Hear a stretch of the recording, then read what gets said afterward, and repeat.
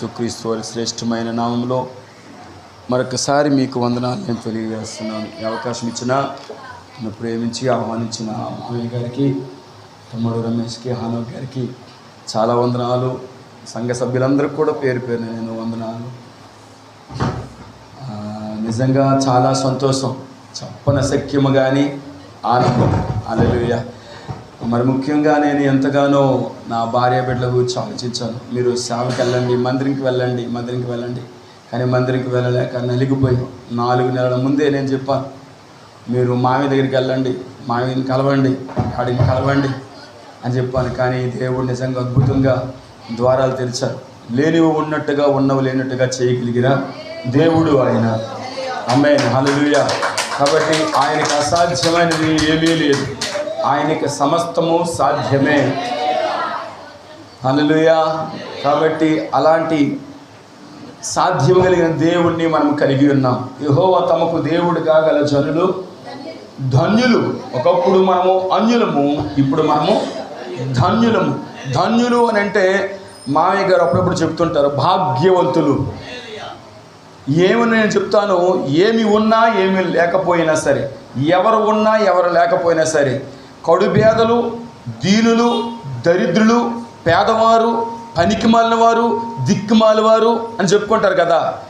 అందరూ ఉన్నా సరే నేను అంటాను, అన్నీ ఉన్నా, ఎంతమంది ఉన్నా ప్రభువు లేకపోతే వారికంటే పేదవారు ఎవరు లేరు. కాబట్టి ప్రభువు మనకి సమస్తము సాధ్యం, ఆయన చేయగలిగిన దేవుడు ఆయన. ఆమేన్, హల్లెలూయా. కాబట్టి ఒక పాట పాడి నేను వాక్యంకి వెళ్తాను. ఈ పాట గడిచిన 3 సంవత్సరాలు అనుకుంటా, జూన్ 19 అసలు మాకు ఎవరికి మనశ్శాంతి లేదు. నా భార్యను బట్టి, అమ్మాయి అయితే హాస్పిటల్లో ఉంది, ఫైబ్రాయిడ్ ఇంత గడ్డలు. ఆ గడ్డలు చూసి అసలు చాలా భయపడిపోయాం మేమైతే. దగ్గర చేతిలో తక్కువ డబ్బులు ఉన్నాయి ఖర్చులకి.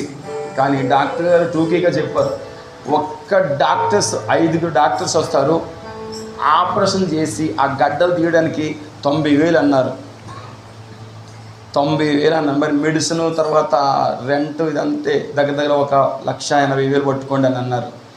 అంత డబ్బు లేదండి అని చెప్పినాక ఆయన అన్నారు, అయితే గాయత్రి హాస్పిటల్ ఉంది కదా మధురవాడలో, నాకు తెలిసిన ఫ్రెండ్ వాళ్ళ కూతురే బాగా చేస్తారంటే, లేదండి ఇక్కడే చెయ్యాలి, ఎందుకంటే 2 పిల్లలు మీ చేతుల మీదుగా ఇదే హాస్పిటల్లో పుట్టారు, చిన్న అమ్మాయి కాబట్టి కొంచెం కేర్గా ఉంటుందని నేను చెప్పిన తర్వాత నిజంగా అసలు ఆ అనుభవమే ఈ పాట.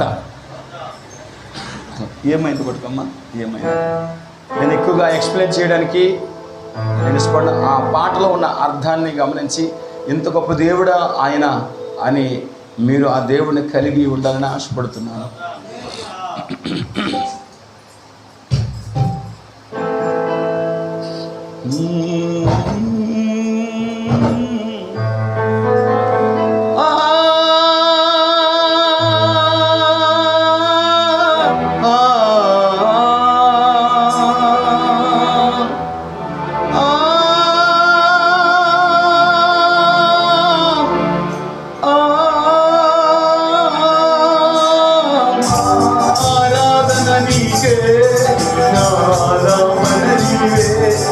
నా అభినందన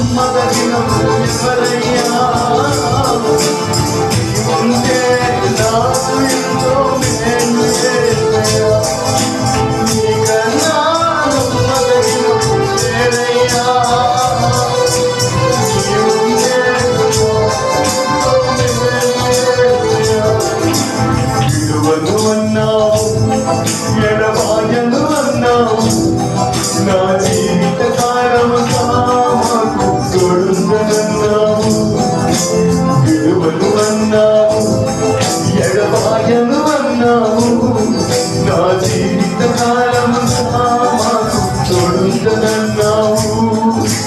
మారని దేవుడవు, మాట తప్పని దేవుడవు. మారని దేవుడవు, మాట తప్పని దేవుడవు. వాగ్దానములతో నడిపిస్తున్నావు. వాగ్దానములతో పోషిస్తూ ఉన్నావు.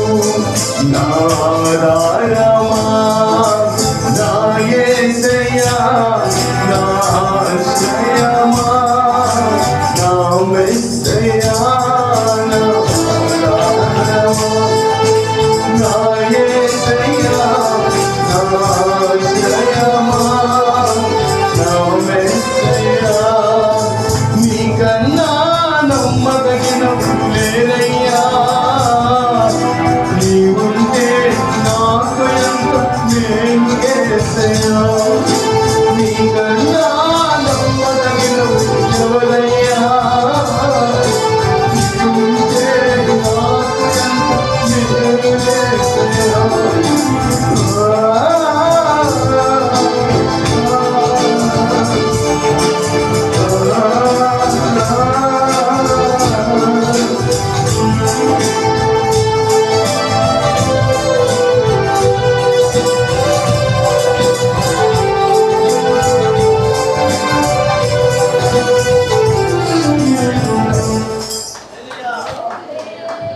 హల్లెలూయా. రోజు తలుచుకుంటే నా భార్య ఏడుపుని హాస్పిటల్లో నిజంగా చాలా ఘోరమైన పరిస్థితి. చాలా ఘోరం అంటే ఘోరం. 1,80,000 ఎలా కావాలి ప్రభువా అని అలాగే ఏడుస్తున్నాను నేను. అక్కడ ఉంది నా భార్య.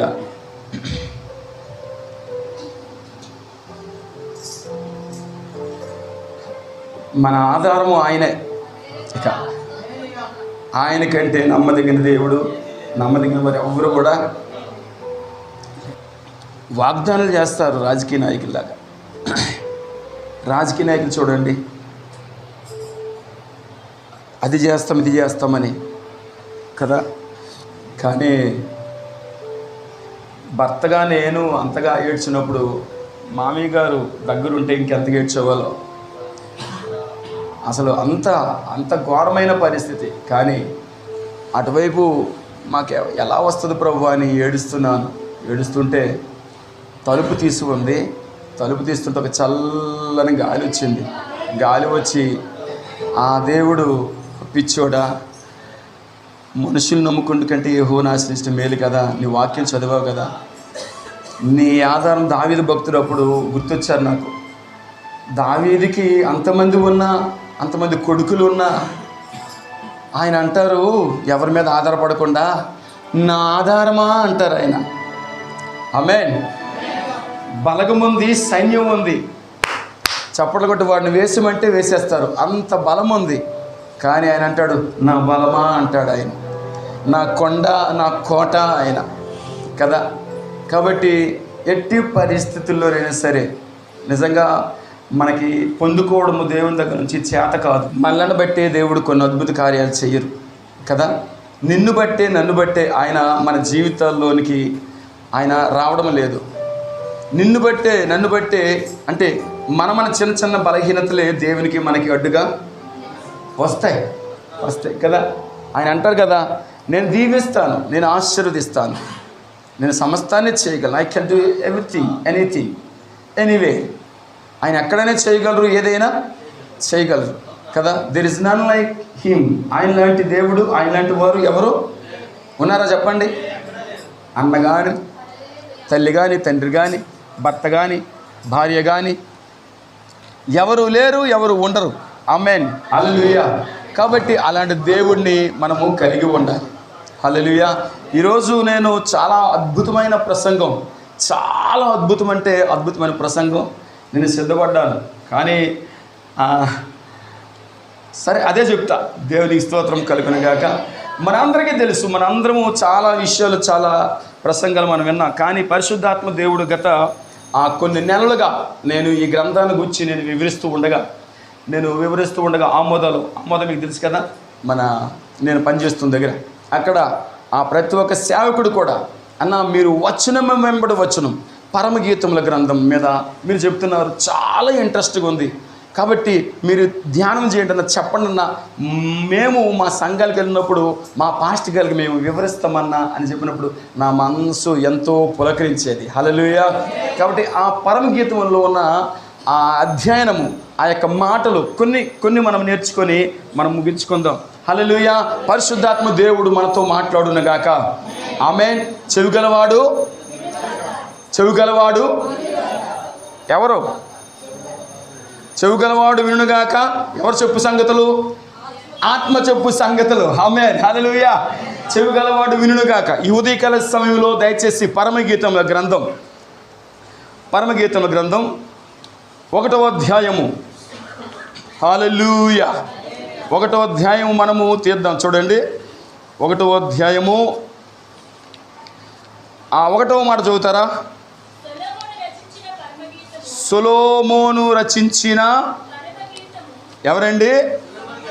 సొలొమోను రచించిన పరమగీతముల గ్రంథం. హల్లెలూయా. అక్కడ పరిశుద్ధాత్మ దేవుడు అక్కడ రాయించాడు. గ్రంథాలన్నింటికల్లా ఈ గ్రంథం ఎందుకు పెట్టాడో తెలుసా? ఈ గ్రంథంలో 3 చరిత్ర ఉంది. ఎవరి చరిత్ర తెలుసా? యూదుల చరిత్ర, తర్వాత సంఘ చరిత్ర, తప్పిపోయిన మానవుడు మరలా ప్రభు దగ్గరికి వచ్చే చరిత్ర ఉంది. ఆమేన్. హల్లెలూయా. కాబట్టి నేను ఇక్కడ ఎప్పుడు వచ్చినా సరే దేవుని చిత్తం అయితే ఈ పరమగీతముల గురించి నేను ధ్యానం చేయాలని నేను ఆశపడుతున్నాను. ఆమేన్. హల్లెలూయా. సొలొమోను రచించిన పరమగీతం అంటే ఇట్స్ ఏ ఫ్రమ్ హెవెన్. ఆ గీతాలన్నిటికంటే, బైబిల్లో ఉన్న గీతాలన్నిటికంటే శ్రేష్టమైన అద్భుతమైన గీతం, అద్భుతమైన మాటలు గ్రంథం. ఈ గ్రంథము చదవాలి అని అంటే దైవ జ్ఞానము కావాలి. ఏ జ్ఞానం కావాలి? దైవ జ్ఞానము. ఈ లోక జ్ఞానము దేవుని దృష్టికి వెర్రితనము. కాబట్టి దైవ జ్ఞానము ఎలా వస్తుంది అని అంటే మనము ప్రార్థించుట ద్వారా, దేవుని సజీవమైన వాక్యము చదవడము ద్వారా వస్తుంది. ఎలా వస్తుందండి? వాక్యము చదవడం ద్వారా, ప్రార్థన చేయుట ద్వారా దైవ జ్ఞానం మనకి వస్తుంది. కాబట్టి పరిశుద్ధ గ్రంథము ప్రతి ఒక్కరము మనం చదవాలి. దేవుడి నామానికి స్తోత్రం కలుగును గాక. హల్లెలూయా. సొలొమోను రచించిన పరమగీతముల గ్రంథం. సొలొమోను అంటే, సొలొమోనుకి ఎన్ని పేర్లు ఉన్నాయి? టకటక చెప్పాలి, నాకు చాలా టైం తక్కువ ఉంది. సొలొమోనుకి 4 పేర్లు ఉన్నాయి. సొలొమోను అని అంటే దాని యొక్క ఉపోద్ఘాతం నేను చెప్తున్నాను సుమా, ఇంకా లేఖనానికి వెళ్ళట్లేదు. వచనమే వెంబడి వచనం పరిశుద్ధాత్మ దేవుడు ధ్యానం చేయడానికి కృప చూపించాడు. అందుకని నేను ఎక్కడైనా సరే ఇదే మాటలు మాట్లాడతా. సొలొమోనుకి 4 పేర్లు ఉన్నాయి. ఎన్ని పేర్లు అండి? 4 పేర్లు. 1వ పేరు మీరు అన్నది సొలొమోను అంటే సమాధానము. ఆయన సమాధానం అనే పేరు పెట్టుకున్నాడు కానీ తన జీవితంలో సమాధానము లేదు. సమాధానంగా ఆయన బ్రతకలేకపోయాడు. అసమాధానంగానే ఆయన జీవించాడు. లోకానుసారంగానే ఆయన జీవించాడు. కాబట్టి మన దైనందిన జీవితాల్లో మనము దేవుడి పేర్లు పెట్టుకున్న మనము ఎలా జీవించాలంటే పరసంబంధమైన వారంగా మనము బ్రతకాలి. హల్లెలూయా. పరలోక వాసులంగా మనం జీవించాలి, బ్రతకాలి. అప్పుడే పరిశుద్ధాత్మ దేవుడు మన యొక్క అనుదిన కార్యక్రమాలైన పాల్గొని మనకి సహాయం ఆయన చేయగలడు. హల్లెలూయా. సొలొమోను అంటే సమాధానము. మీరు ఒకరితో ఒకరు సమాధానం కలిగి ఉండండి. ఆమేన్. సమాధానము లేకుండా దుష్టుడైన సాతాను అనేకమైన కుటుంబాల జీవితాల్లో పాడు చేస్తున్నాడు. భార్యాభర్తల జీవితాల్లో పాడు చేస్తున్నాడు. పెద్ద పెద్ద గొప్ప గొప్ప సంఘాలు సమాధానం లేకనే పాడవుతున్నాయి.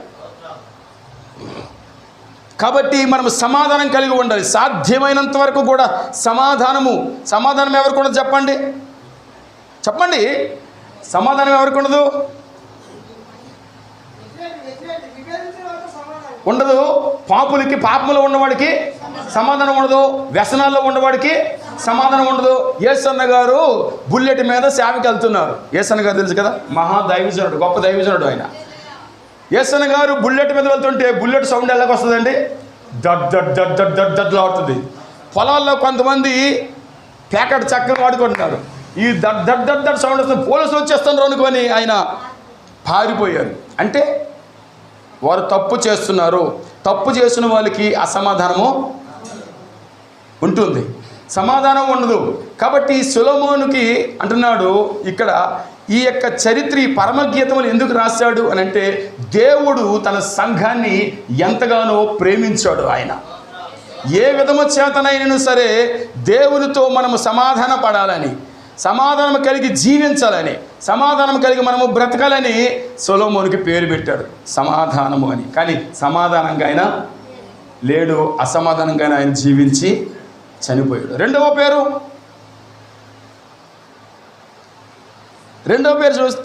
చెప్తారా? యెదిద్యా. యెదిద్యా అంటే, యెదిద్యా అనగా యెహోవాకు ఇష్టుడు, ప్రియుడు. ఆయన ఇష్టుడుగానే పేరు పెట్టుకోండి, కానీ ఇష్టమైన వాడుగా జీవించలేకపోయాడు. ఏ తండ్రి అయినా సరే, ఏ తల్లి అయినా సరే ఏం కోరుకుంటారు తెలుసా? బిడ్డలు వారి ఇష్టానుసారంగా బ్రతకాలని, జీవించాలని. హల్లెలూయా. ఎందుకంటే వారి ఇష్టాన్ని భార్య భర్తలు, తల్లిదండ్రులు వారి యొక్క పిల్లల యొక్క జీవితంలో చూడాలని ఆశపడతారు. ఏ తల్లిదండ్రులు అయినా, ఏ తండ్రి అయినా, ఏ తల్లి అయినా సరే పిల్లల యొక్క మనసులు గాయపరుస్తారా? వారు ఒకవేళ గాయపరిచినా సరే ఏం చేస్తారు? ఎక్కువగా ప్రేమిస్తాడు. ప్రేమించేవాడు ఏం చేస్తాడు? వాక్యం తెలుసుకోండి అమ్మా, గాయం రేపుతాడు. నువ్వు అక్కడికి వెళ్ళొద్దు, ఇది చేయొద్దు. కానీ చాలామంది అంటే, ఇది నాకు చెప్పేది ఏంటి, ఇది నాకు చెప్పేది ఏంటి అంటారు కదా. ఎందుకు? ఏ విధము చేతన వారు దేర్ ఇన్ కరెక్ట్ వే, మంచి మార్గంలో వాళ్ళు ఉండాలి. మార్గం తప్పిపోయి జీవించడానికి వీలు లేదు అని ఏ తండ్రి అయినా సరే కోరుకుంటాడు. కాబట్టి అదే ఉద్దేశంతో యెదిద్యా అని పేరు దేవుడు పెట్టాడు. యెదిద్యా అనగా యెహోవాకు ఇష్టుడు, యెహోవాకు ప్రియుడు. కానీ ప్రియమైన వాడిగా జీవించలేకపోయాడు. కానీ యేసు ప్రభు మాత్రము జీవించారు. ఆయన పరిశుద్ధాత్మ దేవుడు అంటారు కదా యేసు ప్రభు, ఈయన నా ప్రియ కుమారుడు, నేను ఇతని యందు నేను ఆనందించుచున్నాను. హల్లెలూయా. మనము దేవునికి ప్రియులంగా మనం బ్రతకాలి, జీవించాలి. సొలొమోనుకి ఎన్ని పేర్లు? 4 పేర్లు. మొదటి పేరు సమాధానం, రెండవ పేరు యెదిద్యా, మూడవ పేరు లెమూయేలు, మూడవ పేరు లెమూయేలు. లెమూయేలు అనగా సహవాసము, సమర్పణ. దేవునితో సహవాసం చేశాడు, సమర్పించుకున్నాడు తన జీవితాన్ని. మన యొక్క దైనందిన జీవితాల్లో మనం ఎలా జీవించాలి? సమర్పణ కలిగి. ఏం కలిగి? సమర్పణ. చాలామంది పాడుతారు, సమర్పణ చేతును ప్రభువునకు, నా దేహము బలము సమయం. కానీ దేహము ఎవరు, బలాన్ని ఎవరు, సమయాన్ని ఎవరు కదా. పాటలు మాత్రము దేవుడు నమ్ముకొని వాళ్ళంట అబద్ధాలు చెప్పరు, అబద్ధాలు పాడతారు. పాడరా? అబద్ధాలు పాడుతారు. అబద్ధాలు ఎక్కువ ఈజీగా. ఈ అబద్ధాలు దేనిలోనా? పాటల్లోనా? కాబట్టి ప్రియమైన వాళ్ళారా, యెదిద్యా అనగా యెహోవాకు ప్రియుడు. 4వది ప్రసంగి. ప్రసంగి అంటే పెక్కు మాటలు, మంచి జ్ఞానమైన మాటలు ఆయన చెప్తాడు. అయితే రెండవ మాట చదవండి, ఇప్పుడు చదవండి. రెండవ మాట, నోటి ముద్దులతో అతడు నన్ను ముద్దు పెట్టుకొనుగాక. హల్లెలూయా. ఎవరు ముద్దు పెట్టుకుంటారు? ఇది ఎవరి మాటలు? సొలొమోను దేనికి సాదృశ్యంగా ఉన్నారు? దేవునికి. అంటే షోలమ్మతిని దేవుడు ఎంతగా ప్రేమించాడో, అతడు నన్ను నోటి ముద్దులతో ముద్దు పెట్టుకొనుగాక అని అంటుంది. అంటే మనల్ని కూడా దేవుడు ముద్దు పెట్టుకోవాలని ఆశపడుతున్నాడు ఆయన. అబ్రహాము తన దేశంలో విచ్చలవిడిగా జీవిస్తున్న సమయాలలో తనకి ఇష్టమైన రీతిగా జీవిస్తున్న సమయంలో దేన్నో పూజిస్తున్నాడు, కొలుస్తున్నాడు. ఆ సమయంలో అబ్రాముని ఎంతగానో దేవుడు ప్రేమించాడు, ముద్దు పెట్టుకున్నాడు. ఆ స్థలము నుండి, ఆ యొక్క ఊరు నుండి, నీ స్నేహితుల దగ్గర నుంచి, నీ బంధువుల దగ్గర నుంచి, నేను చెప్పు దేశమునకు నీవు రా అని పిలిచి ముద్దు పెట్టుకున్నాడు. మన దైనందిన జీవితాల్లో దేవుణ్ణి మనం ముద్దు పెట్టుకోవాలి, కానీ మనం ముద్దు పెట్టుకోలేము. ముద్దు దేనికి సదృశమో తెలుసా? ప్రేమకు, అత్యంత ప్రేమకు, అమితమైన ప్రేమకు గుర్తు. నా ప్రియ దైవ ప్రజల దేవుని సంఘమా, దేవుడు సంఘాన్ని ఆయన ముద్దు పెట్టుకొని ఆయన ఆకర్షిస్తున్నాడు. ఆయన అంటే నల్లనది అయినను, స్వరూపము లేకపోయినను, రంగు లేకపోయినను, అన్నదమ్ములు ఆమెను విడిచినను ద్వేషించినను, ప్రాణప్రియుడైన యేసయ్య అనే సొలొమోను ఈమెను ప్రేమించి ఏమంటున్నాడు తెలుసా? నేను ముద్దు పెట్టుకుంటున్నాను అంటున్నాడు. ఆమె దేవుని ముద్దు పెట్టుకొని ఆకర్షణ కలిగి ఉంది. హల్లెలూయా. ఆమె నల్లనదైనను సౌందర్యవంతురాలు. ఈ సౌందర్యం ఎలా వచ్చింది? దేవుడు ఎప్పుడైతే ముద్దు పెట్టుకున్నాడో, ఎప్పుడైతే ప్రేమించాడో, నల్లదనం పోయి చక్కదనం వచ్చింది. హల్లెలూయా. నేను నల్లదనాన్ని మీరు చిన్న చూపు చూస్తున్నారు, అయినా నేను సౌందర్యవంతురాలనే. ఈ సౌందర్యం ఎలా వచ్చింది అని అంటే, నా ప్రియుడు నన్ను ముద్దు పెట్టుకున్నాడు. ఆమేన్. హల్లెలూయా. ఎప్పుడు ముద్దు పెట్టుకున్నాడు? జగత్ పునాది వేయబడక మునిపే ముద్దు పెట్టుకున్నాడు. ఆయన సిలువలో రక్తము కాచి నీ కొరకు నా కొరకు అనే ముద్దు పెట్టుకున్నాడు. హల్లెలూయా. కాబట్టి దేవుణ్ణి విడిచి ఎట్టి పరిస్థితుల్లో మనము దూరంగా ఉండడానికి వీలు లేదు. దేవుని విడిచిపెట్టి, దేవుని సన్నిధిని విడిచిపెట్టి మనము దూరంగా బ్రతికితే చాలామంది దేవుని మీద అలుగుతారు, దేవుని సంఘాల మీద అలుగుతారు. దేని మీద అలుగుతారు? దేవుని మీద అలుగుతారు, సంఘాల మీద అలుగుతారు. ఇప్పుడు వింటున్న మాట్లాడే పాస్టర్ గారుల మీద అలుగుతారు. సంఘాల మీద అలిగి ఈ సంఘం గొడవలు ఎక్కడ చేస్తారు తెలుసా? ఈ సంఘం యొక్క గొడవలన్నీ కూడా వీధిలో పెడతారు, వీధి గొడవలుగా. నా ప్రియ దైవ ప్రజలారా గమనించండి, రెండు చేతులు జోడించడం మనం చేస్తున్నాం. దేవుణ్ణి మనము ప్రేమించాలి, ఆయన హత్తుకోవాలి, ముద్దు పెట్టుకోవాలి. ఆమేన్. హల్లెలూయా. వార్ఫా ఏం చేసింది చెప్పండి? నయోమి అనే తన అత్తను ముద్దు పెట్టుకొని ఎక్కడికి వెళ్ళింది? లోకంలోనికి వెళ్ళిపోయింది. అక్కడ వార్ఫా కూర్చో చరిత్ర లేదు. కష్టమైన, నష్టమైన, ఇరికిలైన, ఇబ్బందులైన, వ్యాధి అయినా, బాధ అయినా, శోధన అయినా సరే, ఆర్థిక సమస్యలైనా సరే, దేవుణ్ణి మనము హత్తుకోవాలి. దేవునిలో మనం అంటుకట్టబడి ఉన్నప్పుడు, హత్తుకున్నప్పుడు ఆయన మనల్ని ఎత్తుకుంటాడు. ఆయన మనం హత్తుకున్నప్పుడు చెప్పండి, ఆయన మనను ఎత్తుకుంటాడు. అబ్బా, దేవుడే కనుక మనం ఎత్తుకుంటే ఇంకేంటండి? ఆయన ఒడిలో ఉన్నప్పుడు దేవుడు ఎత్తుకునే స్థితిలోనికి మనం వెళ్ళాలి. ఎంత గొప్ప దేవుడు మనం కలిగి ఉన్నామో తెలుసా? వార్ఫా తన అత్తను ముద్దు పెట్టుకొని వెళ్ళిపోయింది, కానీ రూత్ అయితే తన అత్తను హత్తుకుంది. కాబట్టి యేసు ప్రభు యొక్క వంశములు ఆమె పేరు లిఖించబడింది. ఆమేన్. హల్లెలూయా. యేసు ప్రభు యొక్క వంశములో, ఆ పరిశుద్ధుల గుంపులో, ఆ విశ్వాసే కాదు వీరుల్లో ఆమె పేరు ఉంది. దేవుని నామానికి స్తోత్రం కలుగును గాక. హల్లెలూయా. కాబట్టి ఏది ఏమైనా సరే దేవుని మనము హత్తుకోవాలి. సమయం లేక అసలు సొలొమోను అంటే అర్థం సమాధానము. ఆ సమాధానమే 2 వారాల ప్రసంగం. తర్వాత యదిద్య అదొక 2 వారాలు, తర్వాత లెమూయేలు అదొక 2-3 వారాలు, తర్వాత ప్రసంగి అదొక 2-3 వారాలు. కానీ మొత్తం కలిపి కలగూర అంటారే, కలగూర కలిపి ఒక 15 నిమిషాలు ఇచ్చేస్తున్నా మీకు మెసేజ్.